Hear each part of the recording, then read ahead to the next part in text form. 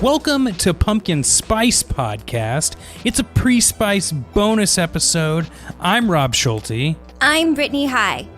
And this is a special episode, Brittany. And do you know why that is? No, but I'm hoping you'll tell me. Oh man, your mind is gonna be blown, okay? I'm ready. We're releasing this episode not only in the donors feed, but to the public as well. You're welcome, public. Yeah, it's just our little gift to try and entice people into being a patron. You're not paying for the bonus episodes. You're paying what you think is a good rate to support independent artists like you and I. Yes, like you and me. Is podcasting an independent art? I imagine so, but I hadn't spent a lot of time thinking about it, so... You know, their bonus episodes are a lot like the regular episodes, except they're primarily more you and I, and we don't always follow like a continued series like we do in the fall with, like right now we're doing Child's Play and the Chucky movies. Well, and you're before that, doing Child's Play. They're pre-recorded. Yes. It was before you joined the team. I know. I was just clarifying. I just constantly feel guilty about it because... Oh, totally. Once we get through the Child's Play season, you'll be on some of those public episodes as well. Cool. But so far, we've got a handful of donors, and it's been really great. But I guess we should probably get into this week's bonus episode. Let's do it.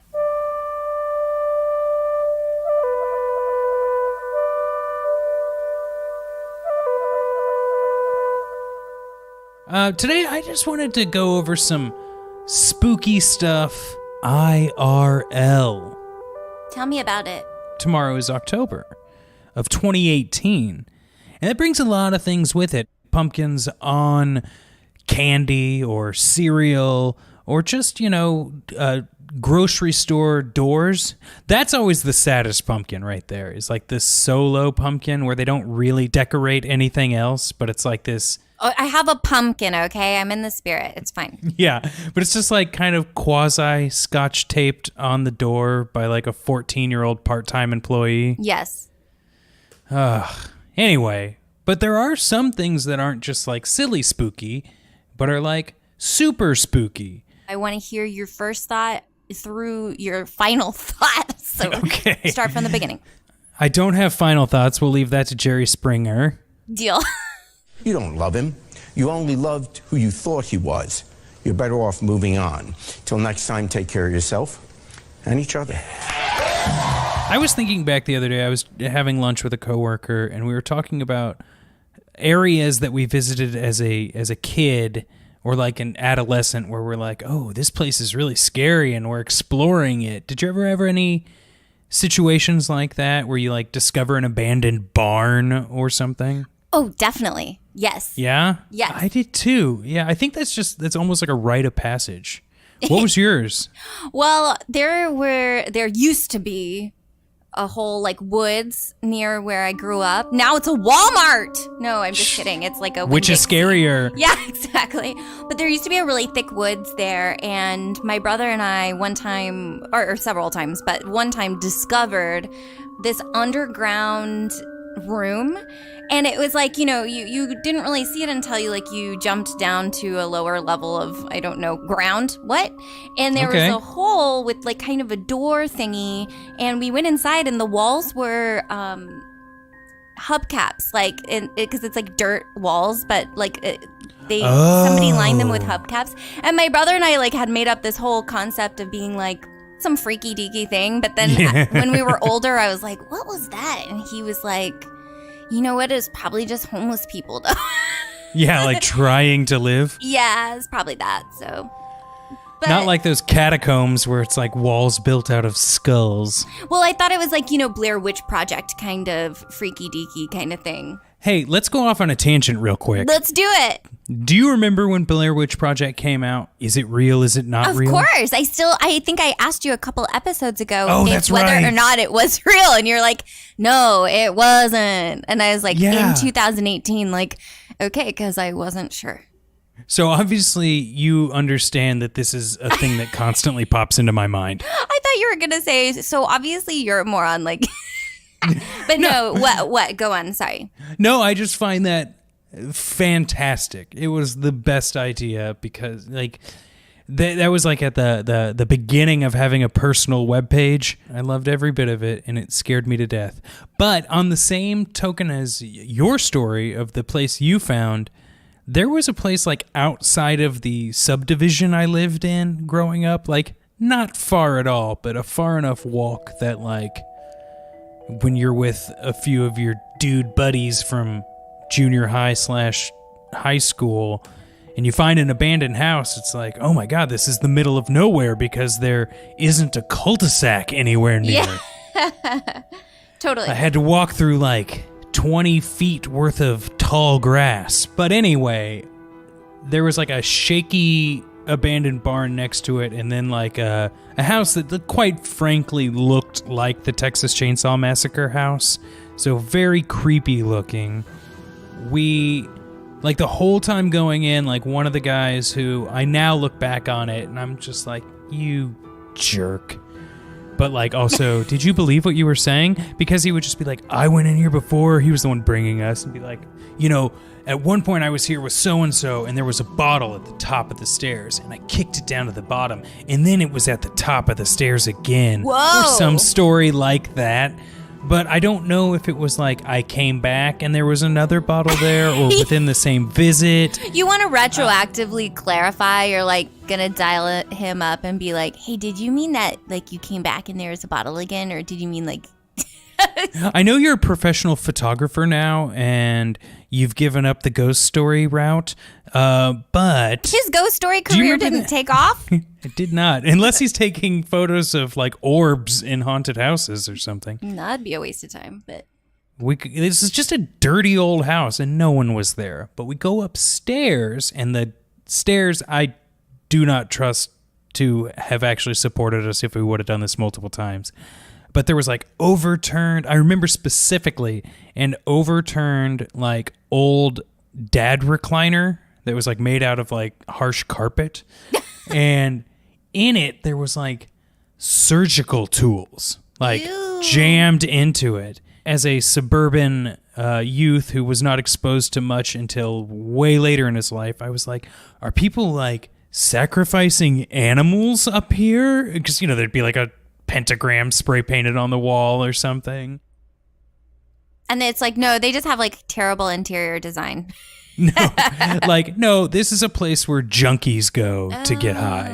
Oh. Yeah. Like you really had to like spell that out for me because I was like, go on. And then what? No, it's obviously just like some sort of like squatters, crust punk, or drug addict like area that is obviously never checked up on. Or the person that owns it has like a cousin or something who always goes there.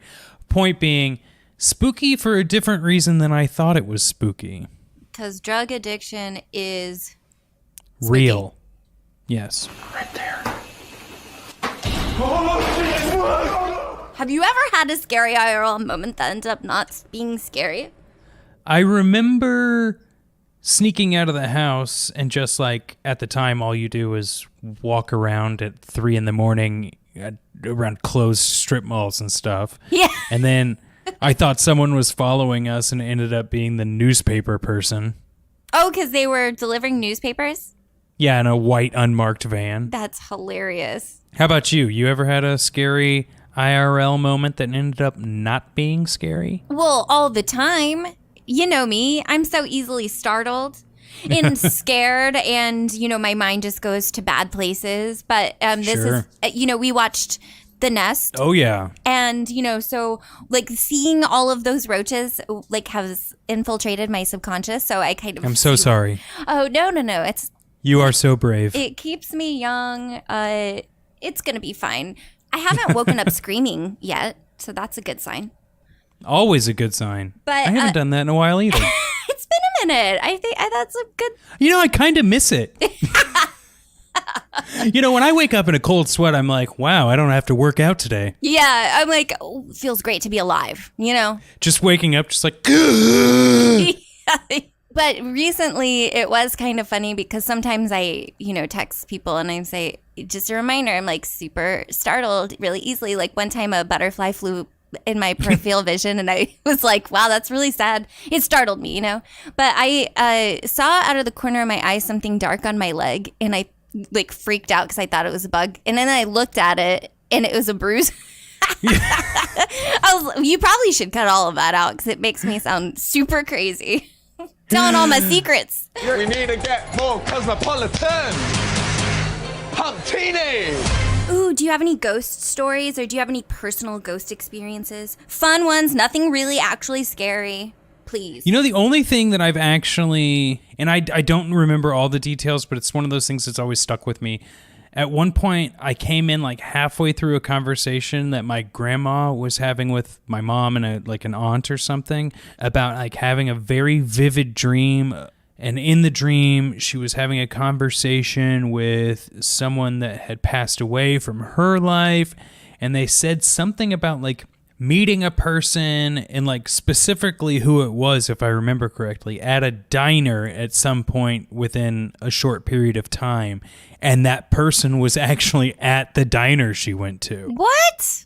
I am sure that these sort of stories get misconstrued and... What if it was like, she's like last week on Diagnosis Murder, and then you just walked into like her telling like a plot to an episode of a show? What is Matlock?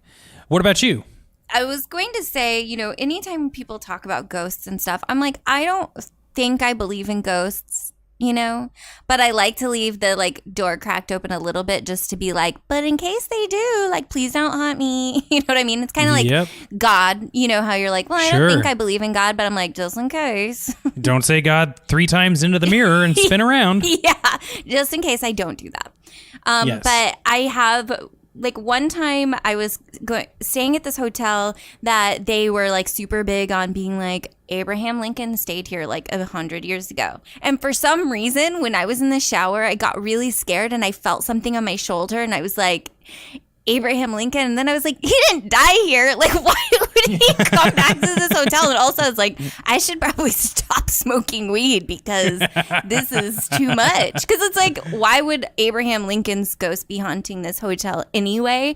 But also, like, he's not a bad person, so he wouldn't be like trying to mess with me in the shower, That's just not how he's going to spend his afterlife, I feel like. What he may do is just give you his opinions on top hats. And that's fine with me. It just didn't have to be in the shower. Rude. No, just kidding. Apparently, he also liked wrestling. What? He's here to emancipate, and he's here to proclamate. He's here to take on the rock and the squared circle. I love it. I would watch that. Is that too much? No, you just need to put in an effect that makes it sound a little echoey. Well, Brittany, I think now's a perfect time to remind people of something. And do you know what that is? A Patreon! I have 3 tiers that I have set up on the Patreon. There's the $1, a thank you. There's the $3, where we sent you a special note and ask if there's anything you would like from us. And most of the time people respond with, please review this movie. And then we do that. Or there's the $5 one where you get everything before, as well as our bonus episodes. A steal. I'm getting over the fact that someone is also using the name Pumpkin Spice Podcast. Oh, they're dead to me. I totally forgot about that garbage. I wrote a letter, I sealed the envelope, and I put it in my drawer. I will revisit it in a year, and if I still feel the same way, then I will send them a strongly worded email. I put a hex on them. We should be fine.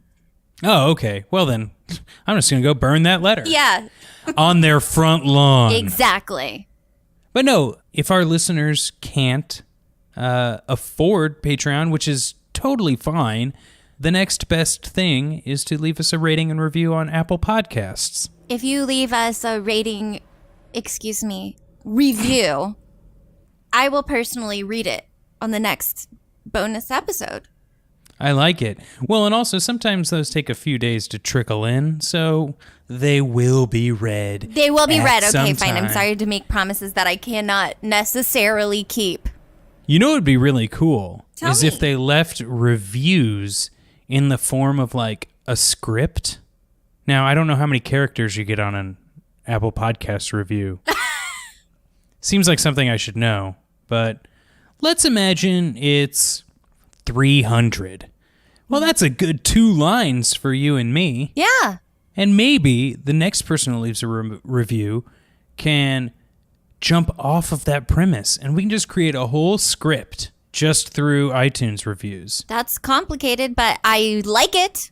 I kind of hope it happens, and I kind of hope it doesn't. Hey, you know what? I was like, put it out into the universe, but not 100%. Okay, so our promo's over. I think we can just dive right into I'm going to cannonball. your favorite segment and mine, things that make you go, Things that make you go, is kind of self-explanatory, Rob, but it's fine. I'll explain it to those who can't wrap their minds around it. It's the kind of the stuff that like really sticks with us that we're like, does that check out? You know? And it's also just like points where it's just like, why would you go to the person who's killing people and try to reason with them? I am still baffled by that section of I Know What You Did Last Summer. Yes. Also a bonus episode, totally worth checking out. Okay, I'm going to preface this by I recognize that every day I get a little bit older and not necessarily wiser, but I get a little bit older and my tastes change. But it seems like we need to get a new wave of horror films. Like, I'm always nostalgic for early slashers of the Freddy, Jason ilk. I don't know. Do you see what I'm trying to say here? I do. It seems like, I do. And I wouldn't credit, I wouldn't chalk it up to you being like old or getting older. I would say more it's just like, oh yeah, like things like ebb and flow. This is like a wave, and it's like, oh, when is the next one going to be here? What's the next generation of horror films going to look like? What are they going to employ rather than jump scares and... Yeah, when's the next Scream? Well, sometimes us people say, if you want it, you might need to make it yourself. And that's how Rob became a horror filmmaker. I had another, but it's more dreadful. It's something I fear, but not necessarily, quote, scary. Does that make sense? Mm-hmm.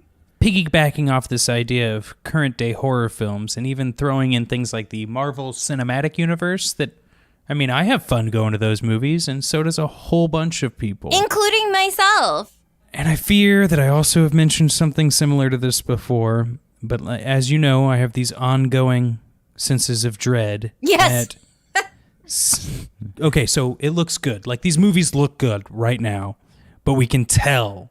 We can tell when it's all computery, and we can tell the stuff that's just not real. To be honest, though, speak for yourself, because I legitimately cannot ever tell what's real and fake. That's just an ongoing theme for me. But go on. I understand your point. Okay. And most people are probably like that.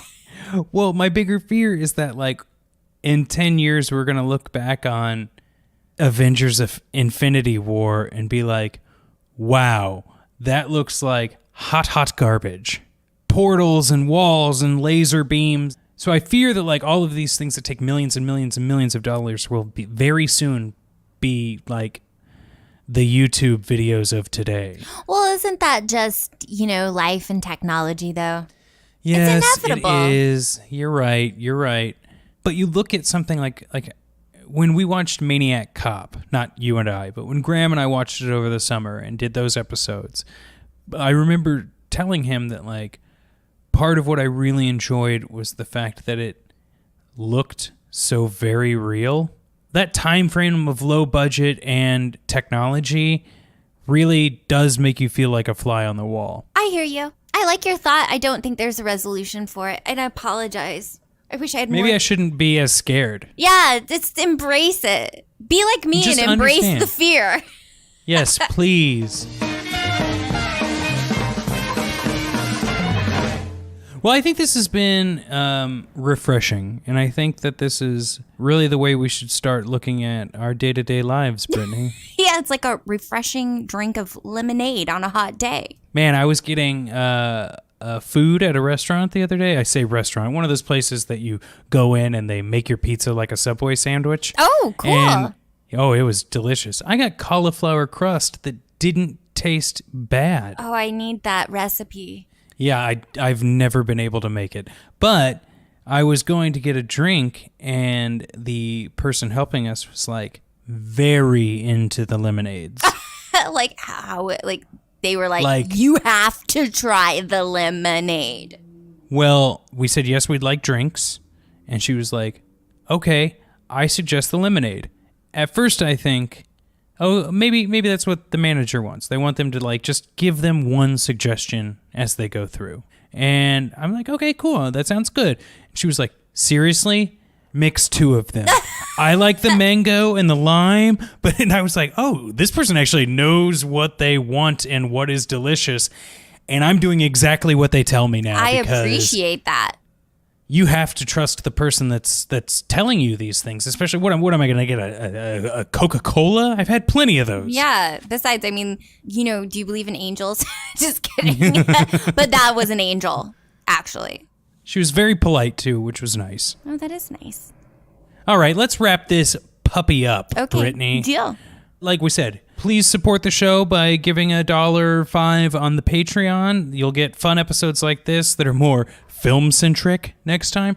But you can also leave us the rating and review on Apple Podcasts. And coming up, Graham and I are recording a bonus episode. Maybe it'll be bonus. I told people it'd be bonus. Maybe we'll do one of these again. Who knows? But Graham and I are watching, and Brittany, you are more than welcome to join us. I just don't know what time we're recording yet. The movie Phenomena, or in America, it is called Creepers. Have you heard of this? I'm not sure that I have. Okay, well, so here's the IMDb description. A young girl with an amazing ability to communicate with insects is transferred to an exclusive Swiss boarding school where her unusual capability might help solve a string of murders. That's convenient. Also, an amazing ability to communicate with insects. I think just the idea of, or just the ability to communicate with insects is amazing in itself. Yeah. But stars Jennifer Connelly. So Well, I'm wondering. Good for her. Yeah, here the ending is pretty bonkers. I was waiting. I was like, well, what is the adjective gonna be? Because you got me on the edge of my seat. Yeah, well, I guess our donors can look forward to that. And if you feel like you want to chat about the show on things like Twitter or Instagram, other forms of social media that are terrible for us all, but we're all using anyway, use the hashtag Pumpkin Spice Podcast. It's long, but that means it stands out. And we're the one and only Pumpkin Spice Podcast. It's been over a week, and that other show has not put out an episode, so... Burn in hell! Just kidding. Stay spooky! Yep, keep it spooky.